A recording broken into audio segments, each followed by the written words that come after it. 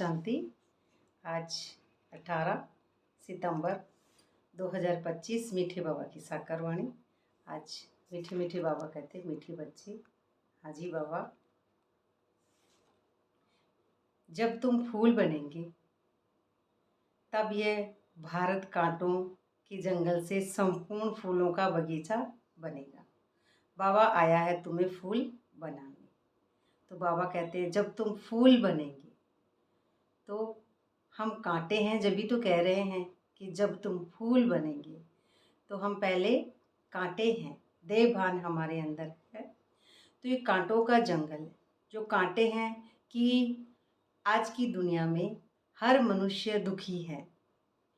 सब इस संसार में चाहे किसी के पास कितना भी धन है, भौतिक धन, सुख सुविधाएं, बच्चे, परिवार, पद पोजीशन सब है, लेकिन परिवार ही आपस में एक दूसरे से दुखी हैं। बाहर जाने की भी ज़रूरत नहीं है, और बाहर भी देखेंगे तो सब दुखी लगेंगे, जैसा हमारा नज़रिया होगा।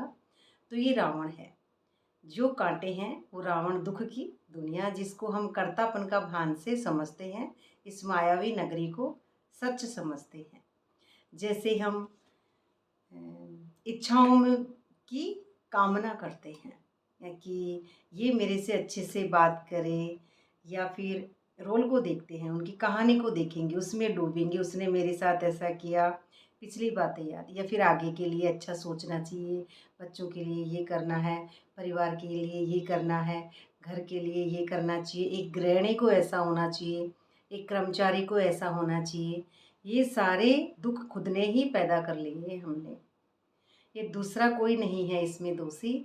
हमारी जो ये मन है पुराना, इस मन में जो अहंकार है, जिसको हम कर्तापन के भान से किसी भी बात को लेते हैं हम मनुष्य, तो ये मन जब बोझिल हो जाता है, अपनी बात से भी दुखी होता रहता है और दूसरों की बातों से भी दुखी, और बाहर से ही सब कुछ लेता रहता है। सुख लेना है तो उसने अच्छा बोला, प्रेम से बात की तो खुश होगा, और उसने क्रोध से, ईर्ष्या से बात की तो दुखी होगा। तो ये सारी बातें बाहर से लेना ही एक कांटों का, जिसको जंगल हम समझते हैं, बाहर में जंगल समझते हैं। जंगल और कांटे वहीं होते हैं जहाँ पे जंगल माना एक खाली जगह, जिसको कहते हैं हम खाली जगह दुख है। तो खाली जगह दुख है माना जंगल की बात नहीं है, वो अंदर की बात है कि जब हम हमारे उस पावनपन से, उन सातों शक्तियों से, उन सातों गुणों से और आठों शक्तियों में हमारी कमी आ जाती है, जितनी परसेंटेज कमी आ जाती है उतना ही परसेंटेज वहाँ पे रावण आ जाता है। तो ये हो गई खाली जगह। तो खाली जगह में जंगल ही होता है, यानी कि जंगल का अर्थ है ना, देह भान आ गया वहीं खाली जगह के अंदर, काम, क्रोध, लोभ, मोह, अहंकार। तो ये खाली जगह, तो संपूर्ण फूलों का बगीचा बनेगा। अब संपूर्ण फूलों का बगीचा बनेगा तो हम आत्माएं, अब यहाँ भी ये परसेंटेज की बात है कि जो हम फूलों का बगीचा बनेगा, अब जो आत्मा सबसे पहले आई है, चार्ज हो जाएगी, जो हाईएस्ट एनर्जी की स्थिति तक पहुँच जाएगी, क्या हमारा मन अपने आप को ड्रामा से परे करता करता एक दिन साक्षी की दृष्टा की सीट पे जब बैठ जाएगा, तो वो परसेंटेज उसको कहेंगे 100% पे। जब 100% नहीं है तो 50 से ऊपर मानते हैं, करते करते करते जो हायर जो स्टेज है, पूरी जो उसकी स्टेज है 100% वाली पहले आएगी। जो आत्मा जो मोती की बात समझते हैं यहाँ पे कि जो 108 हैं, तो उसके भी परिवार अलग हैं, 8 अलग, 100 अलग। तो जो हाईएस्ट जो चार्ज होएगा वो सबसे पहले आएगा। 99 वाली थोड़ी बाद में आएगी, 98 वाली थोड़े और समय बाद में आएगी, 97 वाली, 95 वाली, 90 वाली और बाद में आएंगी। सबसे पहले जो वही आत्माएं होंगी जो सतयुग में पहले वाली आत्मा है। First number, second number, third number, तो इस तरह से फर्स्ट सेकंड ऐसे वाली आत्माएं, फर्स्ट वाली पहले, जैसे ब्रह्मा बाबा पहले, मम्मा सेकंड, ऐसे। तो ऐसे ही हम बच्चे भी इसी तरह से बनते जाएंगे। बाबा आया तुम्हें फूल बनाने। अब बाबा फूल बनाने आया है हमको, क्योंकि बाबा ही हमको सिखाते हैं बच्चे आप शरीर नहीं, देह नहीं, एक आत्मा है। और बाबा भी वही एक स्थिति है, बाबा की भी एक एनर्जी वही है, हाईएस्ट जो लाइट की है। तो इसमें हम क्या समझते हैं कि हम कांटों से फूल बन जाएंगे, संपूर्ण बगीचे में हम जाएंगे, तो हम समझते हैं हम ब्रह्मा कुमारीज हैं। तो एक तो ये भी एक लेबल हमने अहंकार का लगा लिया, क्योंकि हम यहाँ पे ब्रह्मा कुमारीज हैं, ये लेबल हमारा लग गया। उसके बाद में मैं रोज़ अमृत वेला करती हूँ, मैं रोज़ अमृत वेला करती हूँ। मैं कौन? मोना कैरेक्टर, ये भी अहंकार। मैं रोज़ शुद्ध भोजन खाती हूँ, ये भी ले लेके बैठे हैं, चिपक जा रहे हैं अहंकार क्लियर। और मैं अमृत वेला करती हूँ, नुमाश्याम योग करती हूँ, ऐसे करती हूँ, ये धारणाएं रखती हूँ। और अब ये सारे ही रोल शरीर के हैं, इसमें आत्मा की तो कोई बात ही नहीं है। फिजिकल रोल तो हम पहले भी तो एक्टिंग कर रहे थे जब हम शरीर थे। जब हम, बात ये है कि ये जो कर्मेंद्रियां है, ये कर्मेंद्रियों को कंट्रोल करना है, न कि इस बॉडी को। क्योंकि बॉडी की बात ही नहीं है, शरीर की बात ही नहीं है। परमात्मा को जब याद करेंगे, जब ड्रामा होगा तो अपने आप ही डिटैच होते जाएंगे।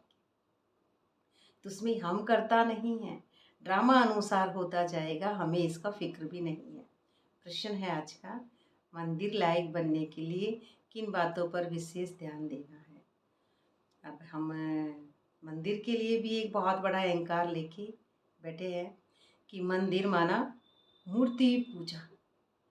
तो अब मूर्ति पूजा है तो मूर्ति पूजा करनी चाहिए या नहीं करनी चाहिए, इसका जजमेंट हम खुद ही ले लेते हैं। नहीं, जो कर रहा है वो उसको करो, जो जिसको अच्छा लग रहा है वो ठीक है। क्योंकि हम कहते हैं कि ये मत करो, नहीं, जिसको जो अच्छा लग रहा है करो। आत्मा एक स्वतंत्र स्थिति है। जो एक पंछी होता है उसको पिंजरे से निकाल देते हैं, ऐसे ही ये मन है, इसको पिंजरे से निकाल जाएगा। जब ये मन चार्ज होते होते, मन बना भाव करते करते, और वो चार्ज हो जाएगा तो वो खुद भी तो फ्री हुआ है, तो वो यही समझेगा ना कि सभी फ्री हैं। इसलिए कुछ भी करें उनका रोल है, इसलिए हम किसी के भी बीच में दखल अंदाजी ना करें। तो मंदिर के लायक बनेंगे तो हम कहते हैं मैं वो मूर्ति बनूंगी। तो मूर्ति हमको यहाँ पे नहीं बनना है, मंदिर की बात है, मन के अंदर जाना है। मन के अंदर, मंदिर जाना है। तो ये दर है ना, ये बंद है, इस दर को खोलना है।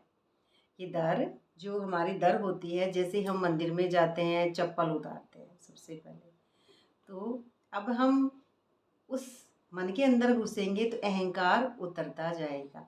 चप्पल उतारना, पैरों की जो जूती होती है उसको उतारते हैं। तो ये देह पूरी ही जूती है, ये देह पूरी जूती है, इसको पहले अभिमान को उतारना है।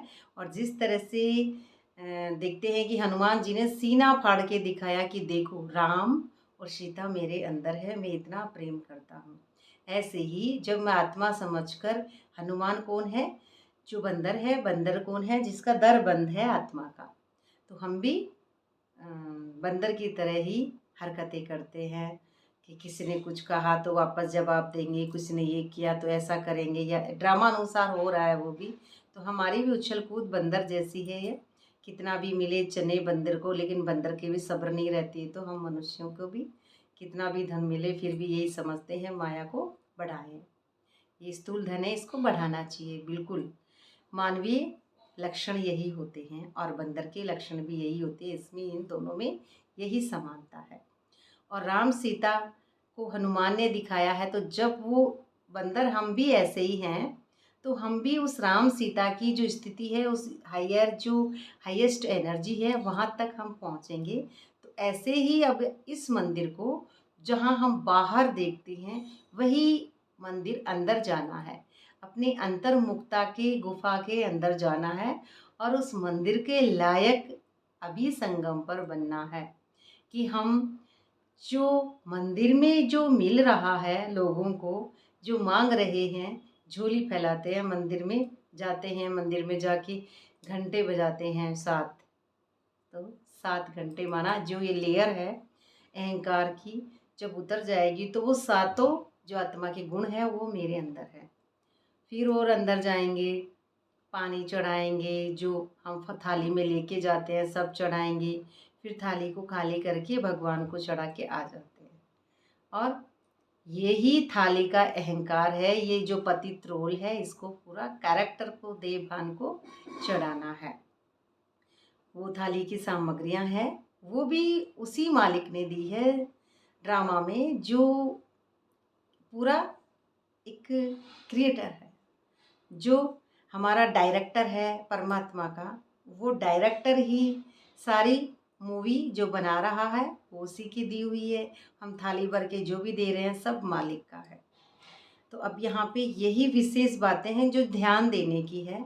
तो मंदिर लायक बनना है तो चलन पर विशेष ध्यान दो। कौन सी चलन?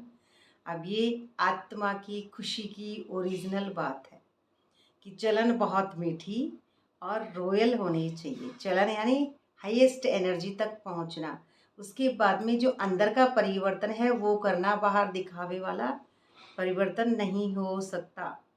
तो इतना मीठापन हो जो दूसरों को उसकी महसूसता आए, दूसरों को भी थोड़ा बहुत तो लगे कि हाँ इसमें कुछ चेंज है और इसमें कुछ लगता है, तो उनको भी महसूसता आए। अनेकों को बाप का परिचय दो। अब ये भी परिचय दो का मतलब अब यहाँ पे कैरेक्टर को परिचय देता है। जो एनर्जी है वो पुरुषार्थ कर रही है, वो तो ऑटोमेटिक हो रहा है। अब इसमें कुछ बचा ही नहीं है उसके पास, वो परिचय देगा क्यों? किसका देगा? उसके पास कुछ नहीं बचा है, इसलिए उसका अंदर में ही पुरुषार्थ हो रहा है। और अपना कल्याण करने के लिए अच्छी रीति पुरुषार्थ कर। अपना किसका? अब यहाँ पे भी अच्छी रीति पुरुषार्थ कर। अपना पुरुषार्थ उस मन माइंड का पुरुषार्थ कर। अपना पुरुषार्थ करना है तो स्वयं का पुरुषार्थ करना है, अपने आत्मा की सीट पर सेट होना है। उसकी पहले की बात है ये, सीट पे सेट नहीं, उससे पहले अपना कल्याण करने के लिए, खुद का कल्याण करने के लिए अच्छी रीति पुरुषार्थ कर सर्विस पर लगे रहो। जो आत्माभिमानी स्थिति है उसमें फिर परमानेंट पुरुषार्थ हो जाएगा। लेकिन पुरुषार्थ जब तक हम दे हैं, मन माइंड में हैं, तो अभी हमारा पुरुषार्थ चलेगा। अब इसके अंदर अच्छी रीति पुरुषार्थ कब करेंगे? बाप के जो श्रीमत है उसी पे चलेंगे कि श्रीमत अनुसार कार्य होगा। कि जैसे देखना, सुनना और सोचना। सबसे पहले आ गया सोचना, तो फिर आपका देखना, सुनना सभी बाप समान होंगे। देखना सुनना तो गांधी जी की जो बंदर हैं 3, तो उनमें भी बताया है। देखना, सुनना, शायद तीसरा बोलना। और अब यहाँ पे जो तीसरा है उसको हम लेंगे सोचना। तो सोचना, देखना, सुनना।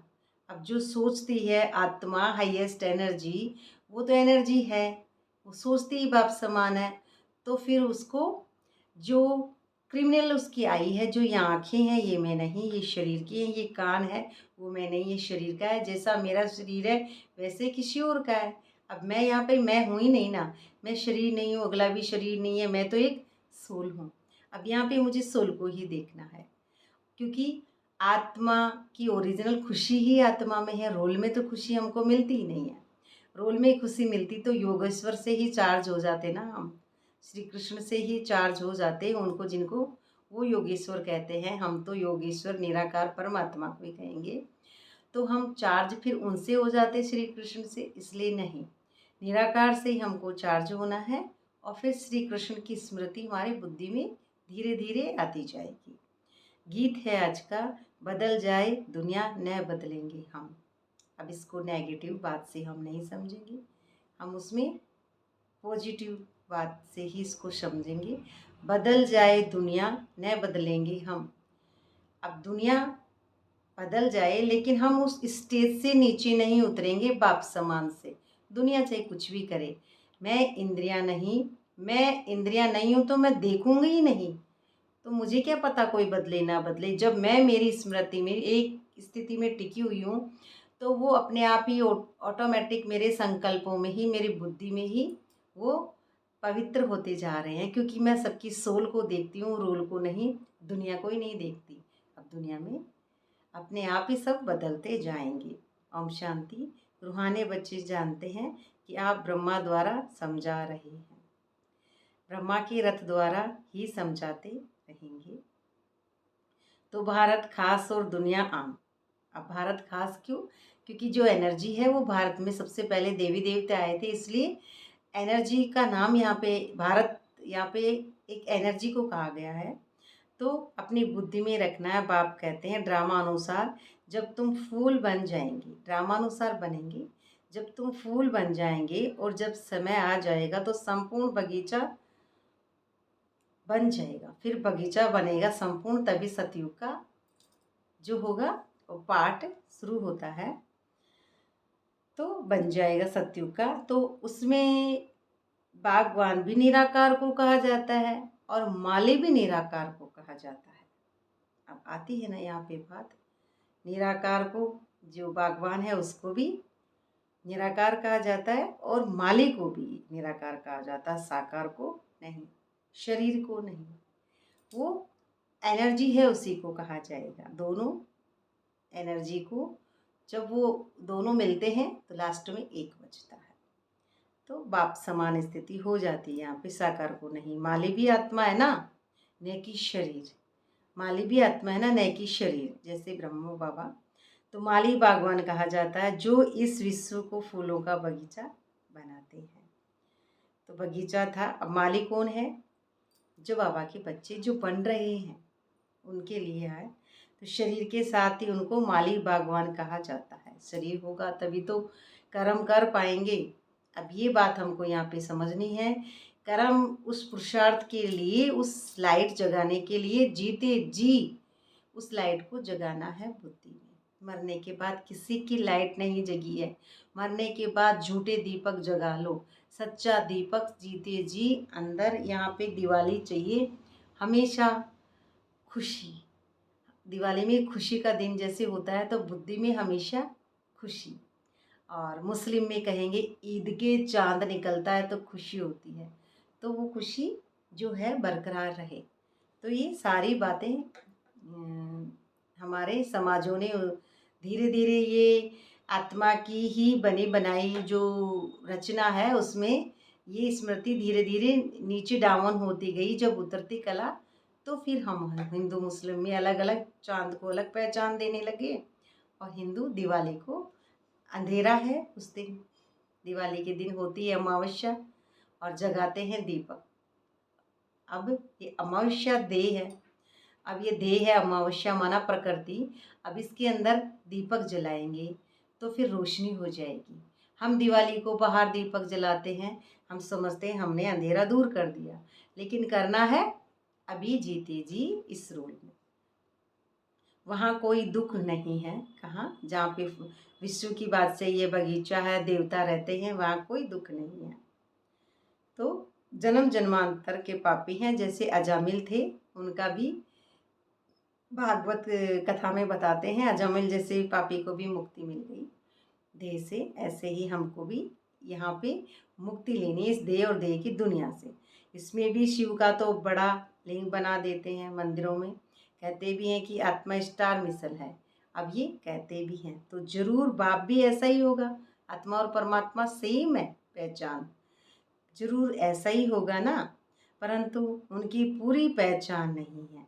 इन लक्ष्मी नारायण का विश्व में राज्य था, इन लक्ष्मी नारायण का उस हाईएस्ट एनर्जी का। इस शरीर को हम लक्ष्मी नारायण नहीं कहेंगे। लक्ष्मी नारायण है हमारी वो निराकार स्थिति। लक्ष्मी नारायण कोई ऐसी चीज़ नहीं है जिसको हम समझ रहे हैं लक्ष्मी नारायण को रोज़ देख देख के लक्ष्मी नारायण बन जाएंगे। ये आकारी शरीर है लक्ष्मी नारायण का। बाहर से हम जैसे, हाँ, बाहर से हम जैसे ब्रह्मा कुमारी से बहुत अच्छी अच्छी एक्टिंगें सीख लेते हैं बोलने की, बहुत अच्छी एक्टिंगें सीख लेंगे, भोजन बनाना या बाहरी बातें। तो ये ब्रह्मा कुमारी की बात नहीं है कि लक्ष्मी और नारायण उनके जैसे बनना है, नहीं। निराकार स्थिति में टिकना है तो बीच जहाँ पे हमारा होता है ये अवस्था, उसको जो अंदर से चेंज करना है, उस सारे ही उस पुराने देवभान को, तो ये चेंज होगा तो अंदर से होगा। जो हमारा चेंज करना, निराकार स्मृति में टिकना है, तो आदि स्वरूप जो है हमारा, अनादि स्वरूप है, अनादि स्वरूप, तो अनादि स्वरूप है जो सतयुग की बादशाही की जो स्थिति है हमारी, अनादि स्वरूप में टिकना, उसे ही कहेंगे लक्ष्मी नारायण। अब राधे कृष्ण कौन है? यह है तुम्हारी एम ऑब्जेक्ट, लक्ष्मी नारायण बनना एम ऑब्जेक्ट। अब राधे कृष्ण कौन है? तो जब मैं मन पतित हो जाता हूँ, मन बुद्धि संस्कार, अब मैं मन मना भव करूँगा या करूँगी, तो फिर उस हाईएस्ट एनर्जी से रोज मैच करते करते, रोज मैच करते करते, मनुष्य मन के वश, तो मैं करता जाऊँगा, तो मन के वश ये मन ही मेरा राधा है, ये मन परमात्मा को पुकारता है, राधा श्री कृष्ण को पुकारती है, तो ये मन राधा श्री कृष्ण हाईएस्ट एनर्जी निराकार परमात्मा, तो ये जब मन और ये जो स्थिति है ये एक हो जाती है सेम, तब वो राधा और श्री कृष्ण मिल जाते हैं, हम समझते हैं उन दोनों का मिलन हुआ। फिर तो ये जो अहंकार है उसी को हम कहेंगे राधा। प्यार कर रही है, तो प्यार करते करते अब वो स्थिति में टिक गए, तो अब बच गया श्री कृष्ण। तो अब इसमें जैसे गीता में भी ये बात है, कहीं भी राधा की जो गीता है लिखित में, आज इस मायावी नगरी में गीता में भी कहीं भी राधा का नाम नहीं है, कि श्री राधे माना गोपियाँ, जो हम परमात्मा से प्यार करती है, माना हमारा मन, ये मन ही प्यार करता है। लेकिन ये मन पतित है, जब तक उस पुरुषार्थ खत्म होने के बाद में श्री कृष्ण की जो स्थिति है, हाईएस्ट एनर्जी जो है, या फिर मुस्लिम में कहेंगे ईद का चांद, तो गद्दी पर बैठेंगे, तो उसमें भी पुनर्जन्म लेते हैं ना। बच्चा तख्त पर जब बैठता है तो वह सेकंड क्रिएट हो जाएगा, ऊपर वाला नीचे, नीचे वाला ऊपर आ जाएगा। अब इसको अंदर से जब समझते हैं तो ऊपर वाला नीचे, नीचे वाला ऊपर, तो इसमें भी जैसे बताया है ऊपर वाला नीचे, तो वो तो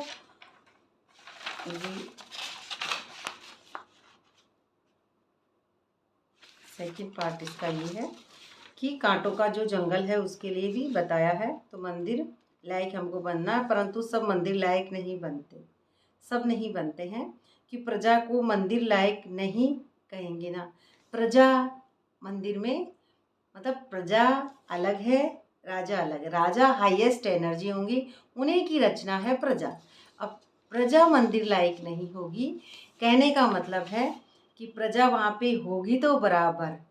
अब प्रजा कौन सी स्थिति में नहीं होगी, ये शरीर समझते हैं तो द्वापर के बाद, और हाईएस्ट एनर्जी समझते हैं तो मंदिर सतयुग में होगा ही नहीं। इसलिए हाईएस्ट एनर्जी में तो सब एक समान होते हैं, और प्रजा को मंदिर लायक नहीं कहेंगे, क्योंकि वो जो एनर्जी है जो राजाओं के पास ही होगी, और राजा ही उस एनर्जी के जो मालिक है, प्रजा उस स्टेज के हिसाब से कम होगी। प्रजा होते हैं कभी कभी में वाले। तो तुम बच्चों को भी पुरुषार्थ करना है, सर्विस करनी है, बहुत मीठी सुंदर बनना है। खुद ही कांटा होगा तो किसी को फूल कैसे बनाएगा? जो खुद मैंपन में होते हैं वो कैसे किसी को फूल बना सकेंगे? उनका तीर पूरा लगेगा नहीं, क्योंकि उनके पास जो होना चाहिए लाइट का ताज वो नहीं है, तो पूरा तीर लगेगा नहीं। बाप को याद नहीं करते होंगे तो तीर कैसे लगेगा? क्योंकि योग का बल तीर में ही उसको, जो जो नीचे गया हुआ हमारा जो देहभान है वो परमात्मा को याद करेंगे, तभी हमको वो जो अंधेरा हो चुका था उसी, तभी वो परमात्मा की याद से रोशनी आएगी। तो बाप भी सर्विस पर है ना, तुम बच्चे भी दिन रात सर्विस पर रहो। दिन रात सर्विस पर आत्मा ही रहती है, शरीर दिन रात सर्विस नहीं कर सकता। 24 घंटे शरीर नहीं करता है, आत्मा ही करती है। अब ये जो दूसरी बात आ रही है कि विराट रूप है, उसमें हाईएस्ट एनर्जी की ही बातें हैं, ये भी बता रखा है मुरली में। तो ब्राह्मण, देवता, क्षत्रिय, वैश्य, शूद्र पहले शूद्र तो नहीं हो सकते, तो पहले ब्राह्मण बनेंगे, डायमंड बनेंगे, देवता गोल्डन, क्षत्रिय सिल्वर, वैश्य कॉपर, शूद्र जो हम आयरन। तो अब शूद्र कैसे और किस द्वारा रची, तब ये हमारी जो हूबहू जो चक्र चलता है उसकी यही है। ये रावण है, ये झूठी दुनिया है। इस दुनिया को ये है तो बनी हुई बना बनाया ड्रामा है। तो ये रावण जब मैपन आता है तब इसी तरह से उतरता है और चढ़ता है। सन्यासी को अब राखी की जो बात आ रही है, दूसरे पवित्र कैसे बनेंगे। कोई भी ब्राह्मण सन्यासी को कभी राखी नहीं बांधेगा, क्योंकि सन्यासी क्या कहेंगे, वे कहेंगे हम तो हैं ही पवित्र, तुम अपना मुंह देखो। अब ये भी हमको कह रहे हैं बाबा, तुम अपना मुंह देखो, क्या तुम पवित्र बने हो। तुम बच्चे भी कोई से राखी नहीं बंधवा सकते। कौन से बच्चे जो हाईएस्ट एनर्जी तक पहुंच गए हैं, तुम बच्चे भी किसी से राखी नहीं बंधवा सकते। आज ही बहुत अच्छी बात है, दुनिया में तो सब एक दो को बांधते हैं, दुनिया में हम एक दूसरे से बंधवाते हैं। बहन भाई को बांधती है, ये रिवाज है। तो अभी तुम शूद्र से ब्राह्मण बनने के लिए पुरुषार्थ करते हो, तब राखी बंधवाते हैं। शूद्र से ब्राह्मण बनने का पुरुषार्थ कर रहे हैं, उसी में राखी बंधवाते हैं। समझाना पड़ता है, मेल फीमेल दोनों पवित्रता की प्रतिज्ञा करते हैं, दोनों बता सकते हैं हम कैसे बाप की श्रीमत से पवित्र रहते हैं। अंत तक काम विकार पर जीत पाते हो तो पवित्र जगत का मालिक बनेंगे। राखी बंधवाने आए थे, फिर क्या हुआ, अब प्रतिज्ञा करते हैं, फिर वापस आ जाते हैं अगले साल। राखी बंधवाने हर साल बंधा रहे हैं, फिर वापस आ जाते। तो फिर विकार में गिरने वाले को राखी बांध सकते हो ना। जो विकार में गिर रहा है, संकल्पों में भी किसी प्रति की गंद सोच रहा है। बात ये है, विचार हमारे अगर पतित हैं अभी तक, तो हम राखी बंधवाएंगे और उसका अर्थ भी समझेंगे। लेकिन हम डिटैच हो चुके हैं, न्यारे और प्यारे हो चुके हैं। हमारी जो एक एनर्जी है, तीसरी आँख है, वह खुल चुकी है और सतयुग में पहुंच चुके हैं। तो अब ड्रामा से डिटैच हो चुके हैं, अब राखी यहाँ पे नहीं बनती है।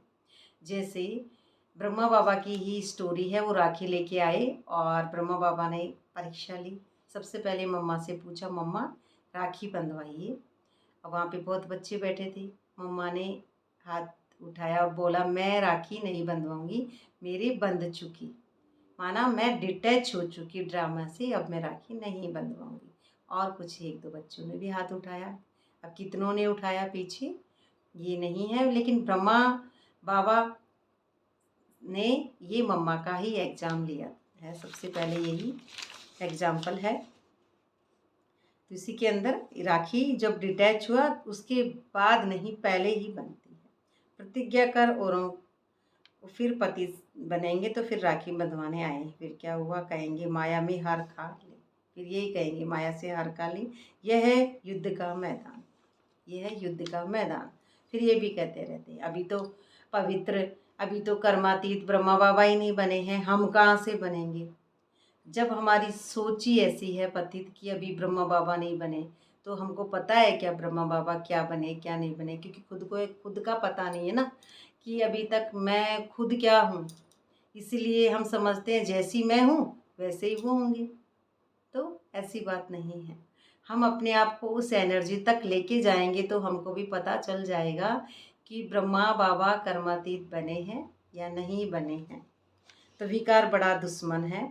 सोच ही जहाँ पे संकल्पों में गिरावट है, वही हमारे दुश्मन है। इन पर जीत पाने से ही जगत जीत अर्थात राजा रानी बनना है। प्रजा को जगत जीत नहीं कहेंगे, जो प्रजा है उसको जगत जीत। प्रजा कभी जगत जीत नहीं हो सकती। प्रजा अपनी इंद्रियों पर जीत नहीं पा सकती, तो प्रजा जगत जीत भी नहीं बन सकती। मेहनत तो राजा रानी करते हैं ना। अब ये लाइन भी समझिए, मेहनत तो राजा रानी करते हैं ना। कहते भी हैं हम तो लक्ष्मी नारायण बनेंगे। राजा रानी की सोचिए अच्छी, तो लक्ष्मी नारायण के बाद उनके तख्त पर जीत उनके बच्चे की होगी, तो वह लक्ष्मी नारायण फिर दूसरे जन्म में नीचे चले जाएंगे, भिन्न भिन्न नाम रूप में बच्चे। भिन्न भिन्न नाम रूप में बच्चे ही मिलते हैं। उच्च नंबर गिना जाएगा तो पुनर्जन्म तो लेते हैं ना। अब पुनर्जन्म लेने की बात आ रही है। अब सेकंड जन्म, क्योंकि फर्स्ट जन्म तो जो होगा, अब सेकंड जन्म में 3% फर्स्ट जन्म वाला लो हो गई उसकी परसेंटेज। तब अब सेकंड जन्म वाला बचा जो 100 पे थे, अब सेकंड जन्म वाला 97 ही बचता है यहाँ पे। लेकिन अब वो उसकी जगह कैसे आएगा? कोई किसकी जगह नहीं लेगा। वो 3% कम हो गया तो 97 वाला अब यहाँ पे राजा है। पुनर्जन्म तो लेते हैं, बच्चा तख्त पर बैठेगा तो वह सेकंड ग्रेड हो जाएगा, सीट सेकंड हो जाएगी। ऊपर वाला नीचे, नीचे वाला ऊपर आ जाएगा। तो अब बच्चों को ऐसा उच्च बनना है तो सर्विस में लग जाना चाहिए। पवित्र होना भी बहुत ज़रूरी है। बाप कहते हैं मैं पवित्र दुनिया बनाता हूँ। अच्छा पुरुषार्थ थोड़ी करते हैं, पवित्र तो सारी दुनिया बन जाती है। तुम्हारे लिए स्वर्ग की स्थापना करते हैं, ये ड्रामा अनुसार होना है। ये खेल है, बना बनाया नूंद है, ड्रामा अनुसार होना है। हम कुछ भी इसमें करता नहीं है। वास्तव में ये मछलियाँ तार में लटकती है, इस तार में मनुष्यों को डालना चाहिए। अब जैसे मनुष्यों को तार में डालना चाहिए। अब इस बात को हम समझते हैं। मनुष्य मछलियाँ निकालते हैं, ऐसे तार होता है स्प्रिंग जैसा, तो वो तार होता है स्प्रिंग जैसा। अब वो ऐसे धीरे धीरे धीरे आता है नीचे, धीरे धीरे धीरे आता है ऊपर। तो ऐसे ही हम भी हमारी जो उतरती और चढ़ती कला के बारे में बाबा ने बताया है। तो उतरते उतरते नीचे आ जाते हैं हम, हमारी कलाओं से नीचे गिर जाते हैं। 5000 वर्ष लगते हैं उतरने में। उतरते तो हम बहुत धीरे धीरे हैं, तो 5000 लगते हैं। ऊपर जाकर फिर उतरने में है ना 5000, लेकिन चढ़ते तुरंत है। चढ़ते तुरंत है, उतरते तो हम 5000 साल में हैं, लेकिन चढ़ते हैं। चढ़ने में ड्रामा में किसी को 2 महीने लग रहे हैं, किसी को 3 महीने लग रहे हैं।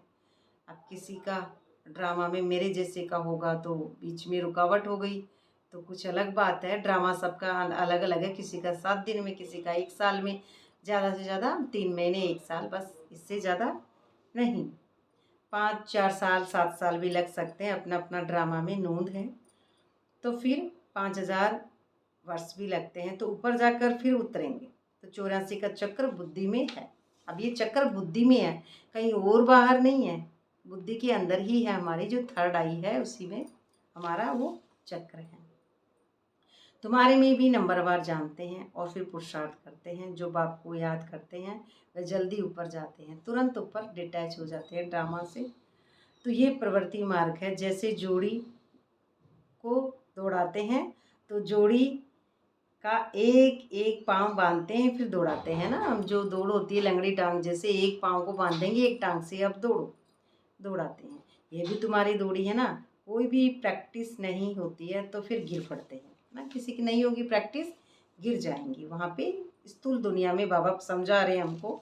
तो इसमें भी ऐसे ही होता है, एक आगे बढ़ता है तो दूसरा रोक देता है। क्यों रोक? कोई किसी को नहीं रोकता है।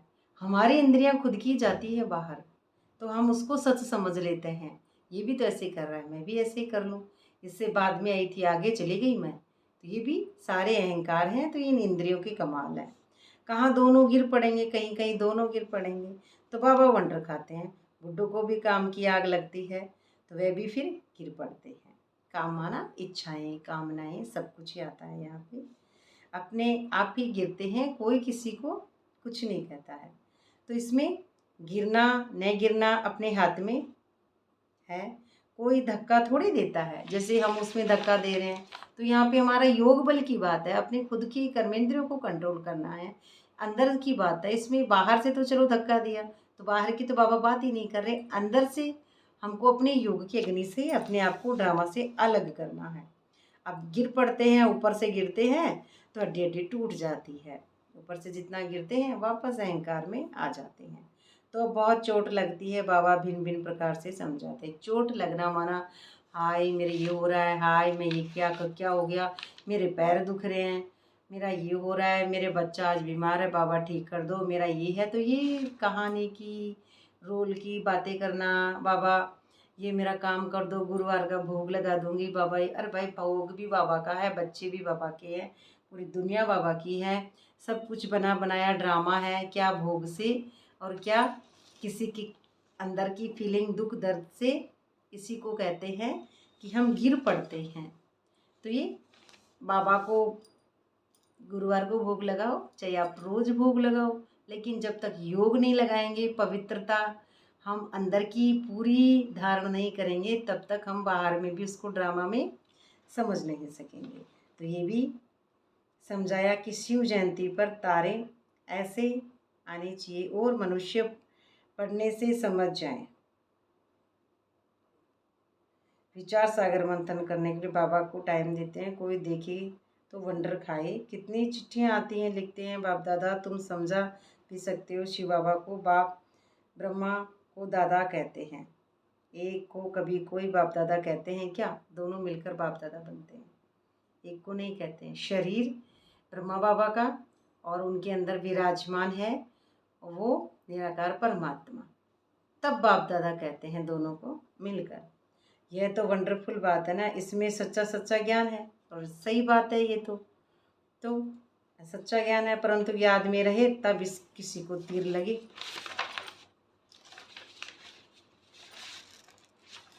घड़ी घड़ी भी अभिमान में आ जाते हैं। बाप कहते हैं आत्माभिमानी बनो। तो आत्मा ही शरीर धारण कर पाठ बजाती है।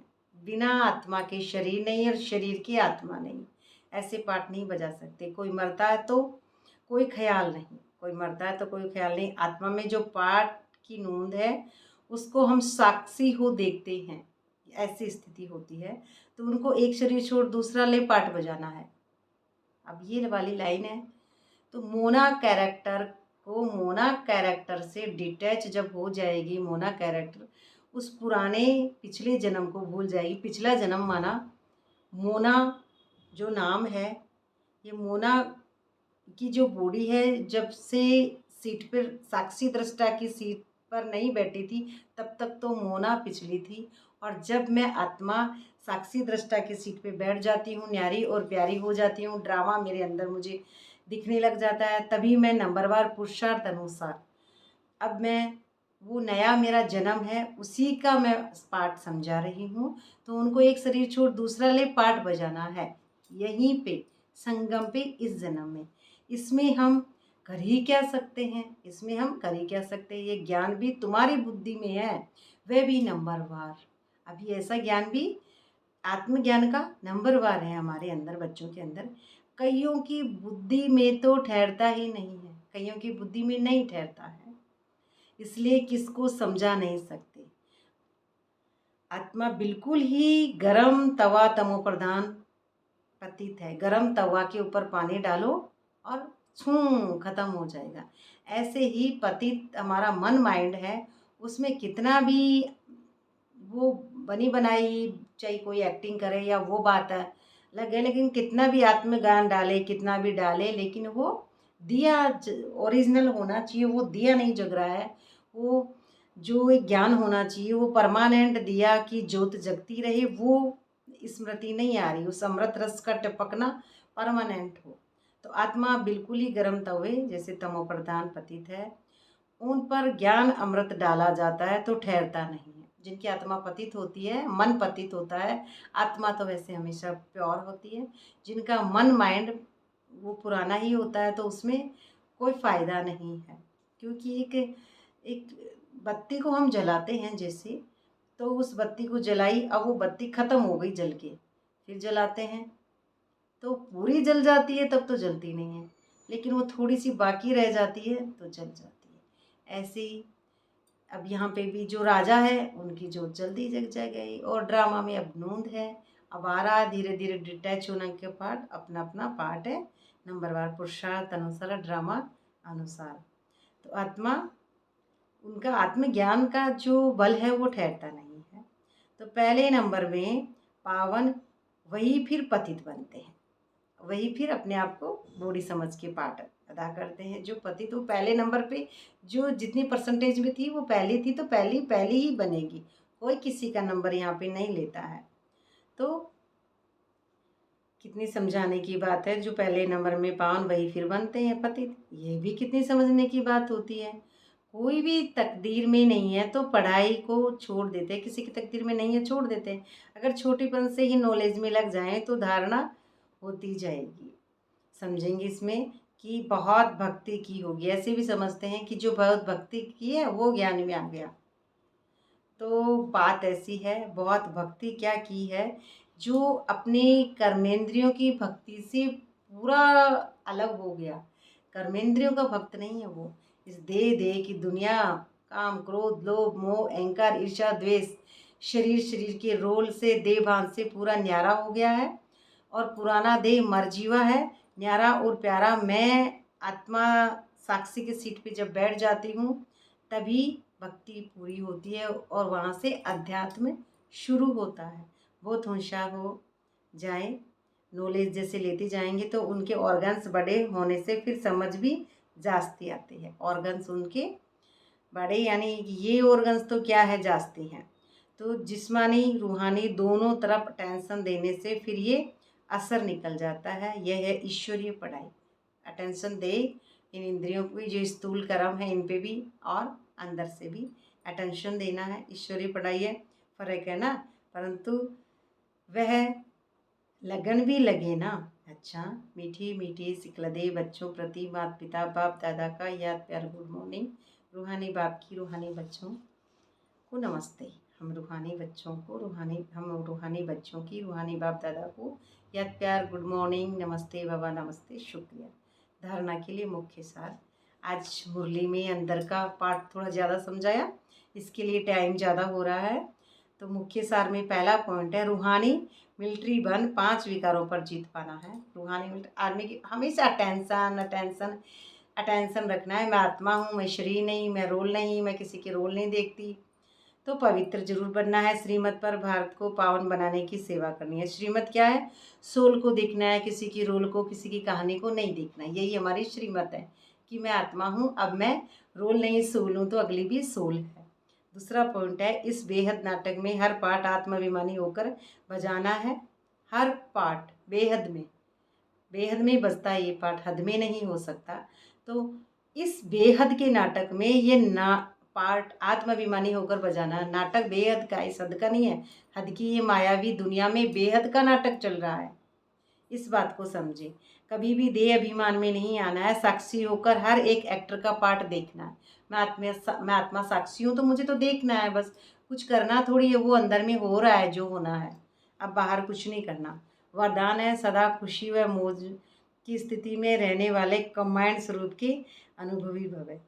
सदा आत्मा की जो स्मृति है उसमें सदा रहते हैं और कंबाइंड स्वरूप है, बाप हमेशा उसकी साथ रहता है, उसके हाथ पकड़े हुए।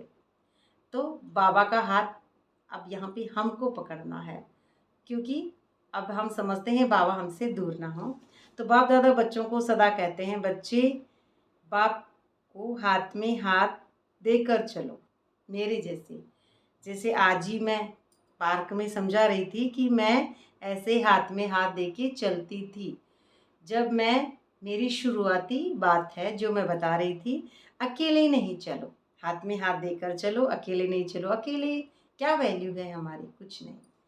तो अकेले चलने से कभी बोर हो जाएंगे। अकेले चलेंगे, जैसे हम अकेले चलते हैं तो माता पिता फटाफट उंगली पकड़ के ले आते हैं, सड़क पर एक्सीडेंट हो जाएगा।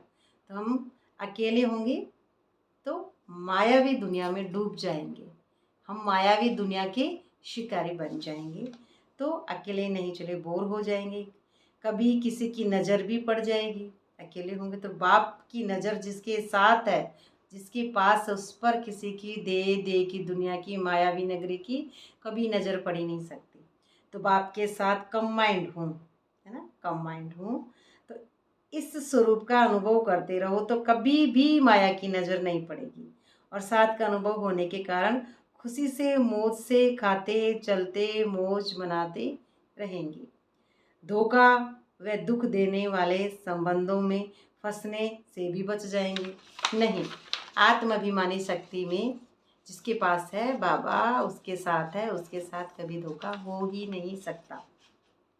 स्लोगन है आज का, योग रूपी कवच पहनकर रखो तो माया रूपी दुश्मन का वार नहीं लगेगा। जैसे बताते ना ढाल, जिसके पास योग ज्ञान है, ज्ञान की तलवार है, योग की ढाल है, तो कवच है। एक राजा लड़ रहा है और वो जैसे लोहे का कवच पहन के लड़ता है तो तलवार कवच की लगती है। ऐसे ही मैं आत्मा जो लाइट वाली, जिसके पास एनर्जी है, न्यारी और प्यारी, जो साक्षी दृष्टा डिटैच ऑब्जर्वर जो आत्मा है, उसकी जो उसका जो पार्ट है उसको माया रूपी दुश्मन उसके ऊपर वार नहीं कर सकती।